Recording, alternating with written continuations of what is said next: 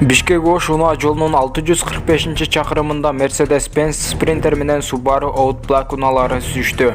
Бул тууралуу УКМдин басма сөз кызматынан билдиришти. Куткаруучулар жабыркаган жарандарды унаадан чыгарып, тез жардам кызматкерлерине өткөрүп беришкен. Жол кырсыгынын кесепетинен Ош облустук ооруканасына жалпы 10 киши түшкөн. Алардын 5-өө эркек, 2-өө аял жана 3-өө балдар. Кырсыктын кесепетинен 20 жаштагы бир эркек киши каза болгон. Жерине Кара Суу райондук куткаруу кызматы тартылган деп жазылат маалыматта.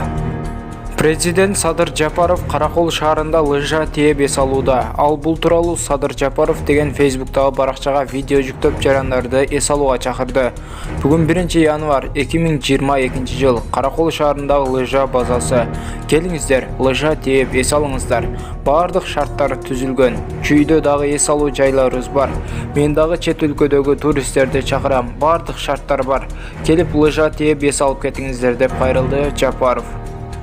Видеого лайк басып, жана каналыбызга жазылып, жанындагы коңгуроочону да сөзсүз түрдө басып кетиңиз.